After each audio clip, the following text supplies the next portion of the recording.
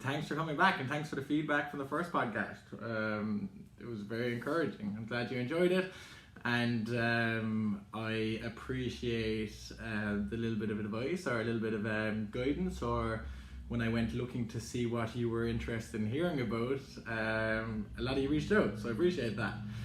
So that being said, I'm going to pay heed and maybe concentrate on a few things that were highlighted in the feedback comments that I got. So today's podcast, we're going to be following on from stress management from last week, with a little bit of further guidance on stress management and maybe how we can control the stressors in our lives, and then hopefully bring that from stress to success. So like, how can we turn this stressful situation that we all find ourselves in into like positivity or opportunity or success? And it can be done. So we'll be hoping to discuss that today.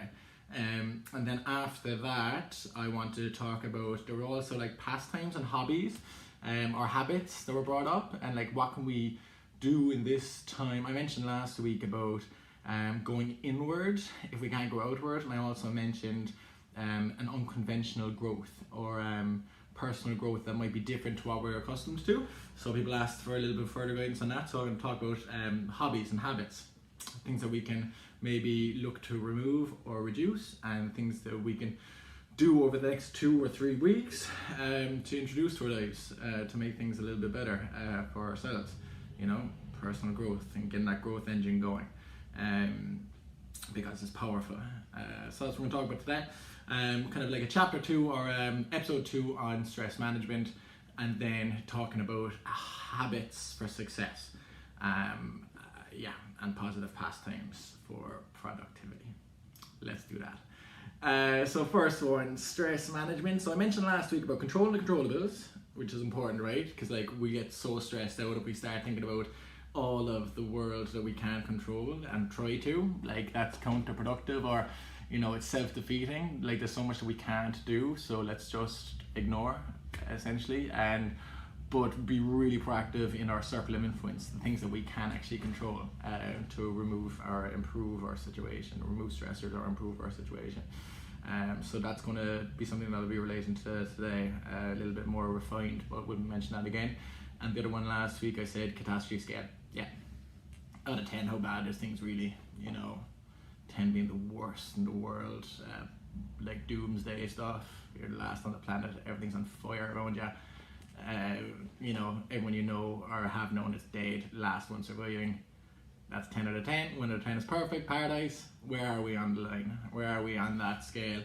And if it's not an 8 or a 9, just relax yourself and give yourself a break. So yeah, on the controlling the controllables part, right?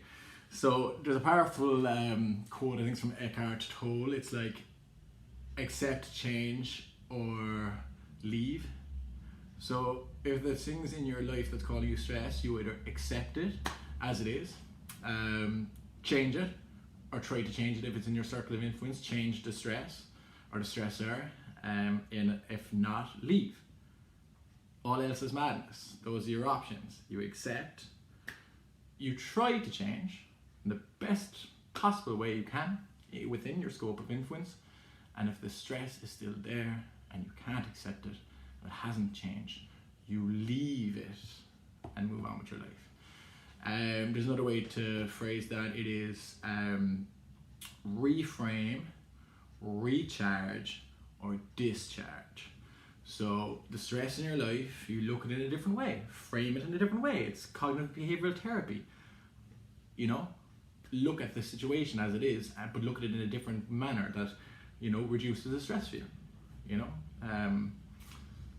often things, they are what they are. It is what it is, and sometimes if you look at it differently, it's okay. The second one is to recharge. That's essentially just change the situation. If it's not acceptable, try your best to change. You know, go within your scope of influence to change the situation that's causing you stress. That's option number 2. That's a recharge. And then the final was discharge. Leave the situation, or get the situation or stressor to leave you. They're your only options, guys. All else is madness. Accept, change, or leave, reframe, recharge, discharge, stress management, and all else is madness. And there's so much of our life that we can't control, you know. We have to accept or reframe those ones.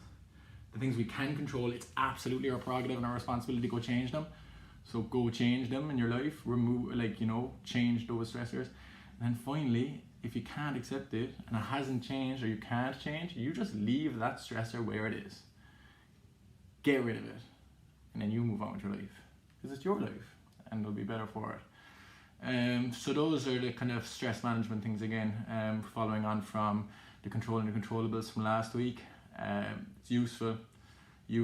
I just tick the boxes. I just go through the stages, everything in my life that causes me stress. Like, right, Dan, is this acceptable?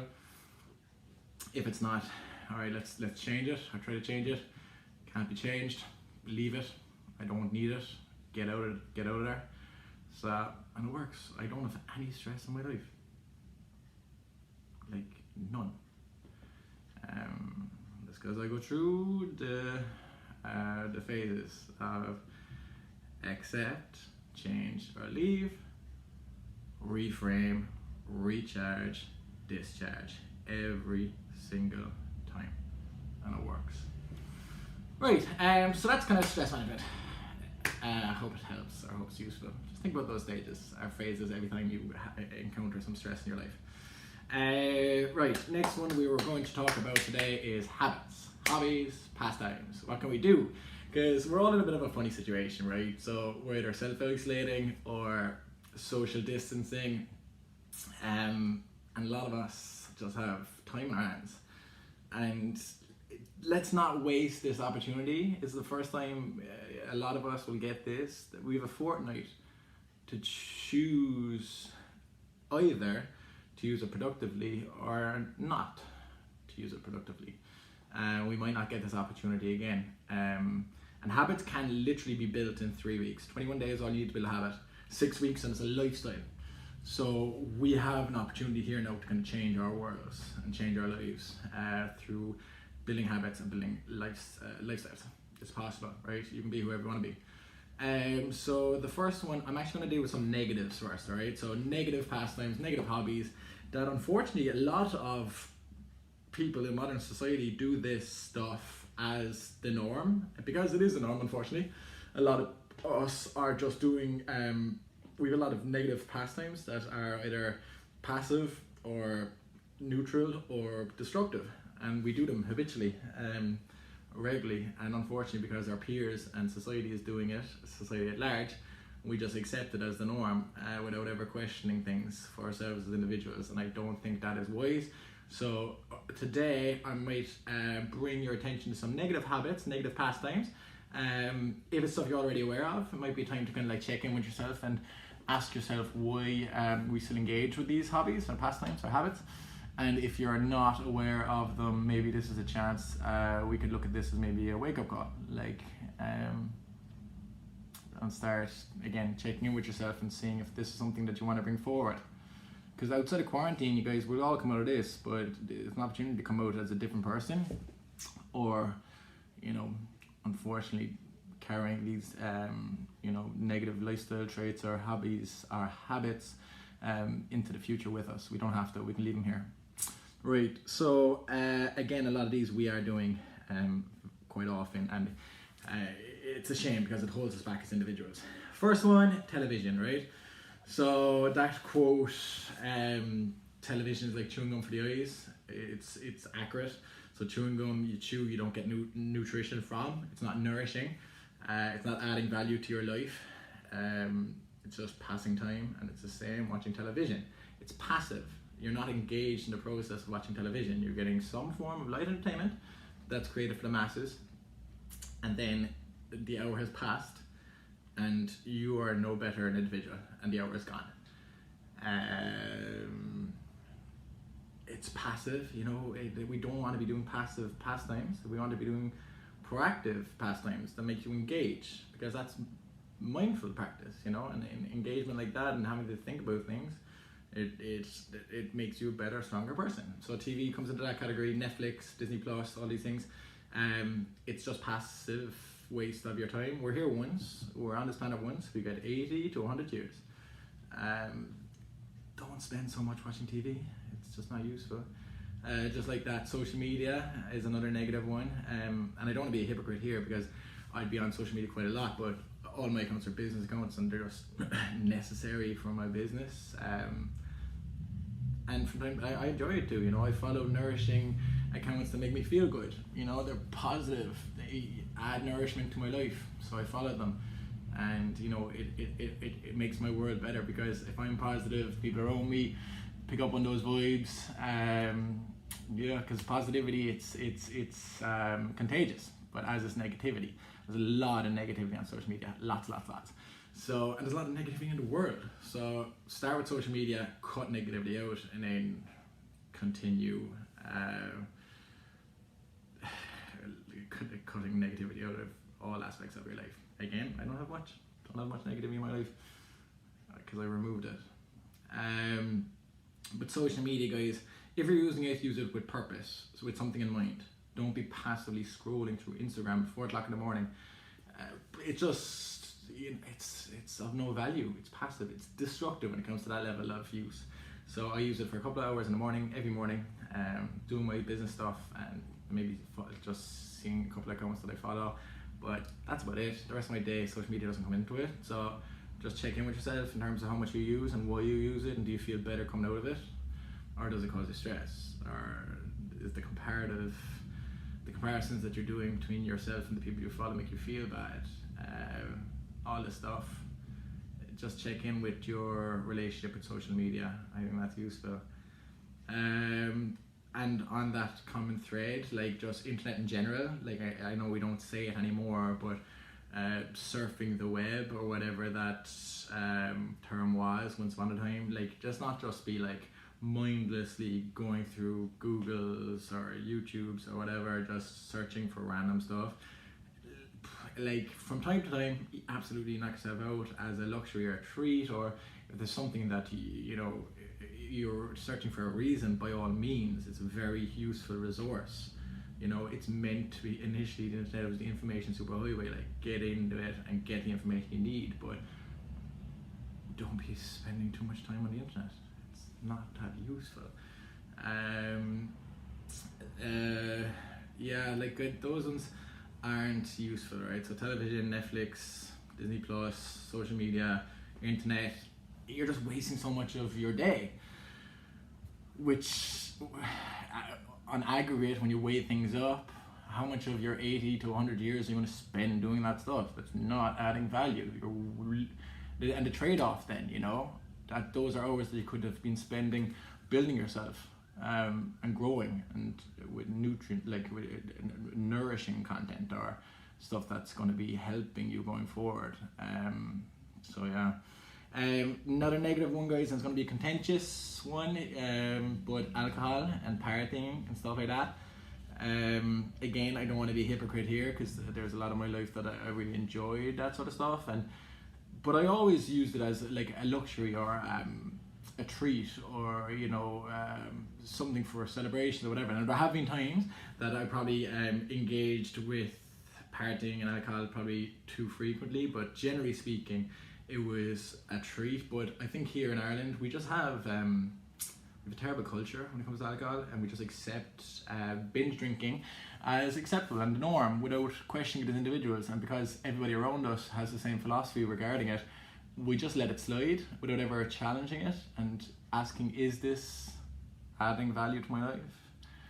Is this productive? Is this beneficial? Is this serving me? And I think more often than not, if we actually did question things and look deeply in terms of our relationship with alcohol, the vast majority of people in Ireland are drinking too much. And that's just the way it is. And partying too, right? So like, partying because it's a Friday, like what are we celebrating? Like, what do we achieve? Having big wins because it's the weekend, like we get a weekend every week.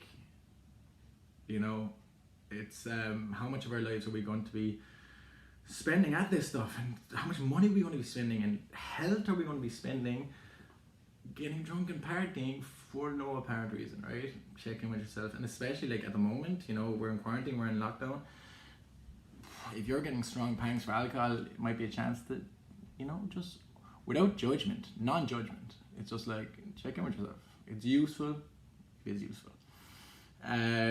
So yeah, those would be kind of the negative pastimes that I think it might be an opportunity to just check in with yourself and maybe either reduce or remove some of those bad ones, all right? Because they are like objectively speaking, if you were to look at those things, spending hours on social media, the internet, TV, Netflix, Disney Plus, without ragging on two specific accounts or platforms or whatever you call them, streaming networks, and then alcohol and partying, like objectively speaking, this is nothing to do with my personal opinion, I just think they would be deemed as a waste of your time.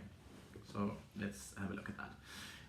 Less of this negativity, because this is very much not me, right? But I am also a realist, so it's worth mentioning.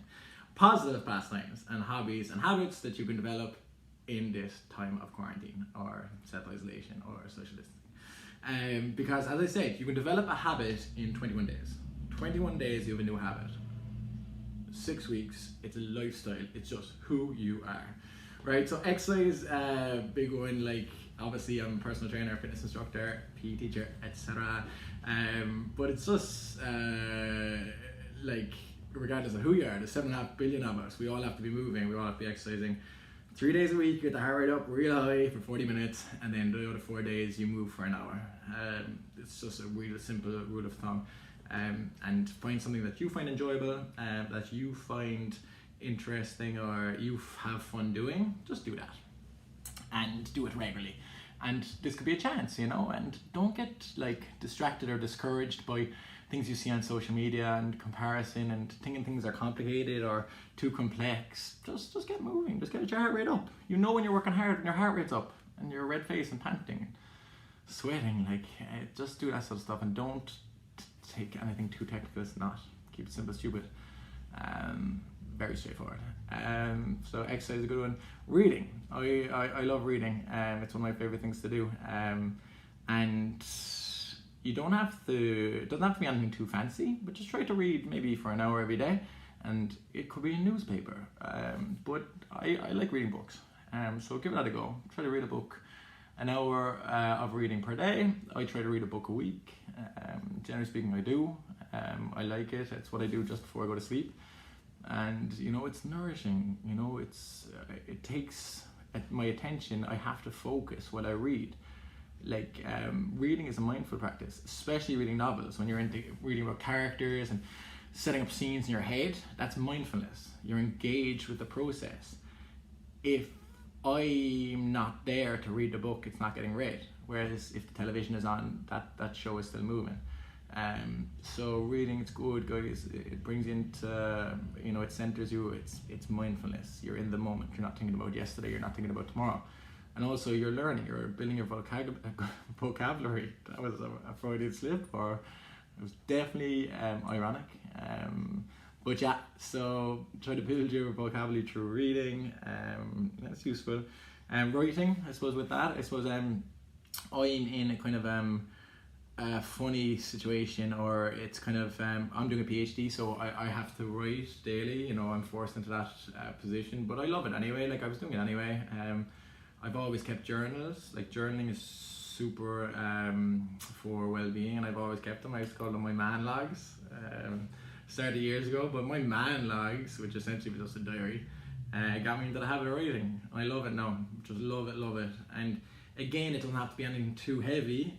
Just if you have a journal, just start jotting things down, doodling, writing just things at your leisure, writing about your goals, writing about your days, what you liked in your day, planning for the week ahead, planning for the day ahead, what you like about people, what you like about yourself.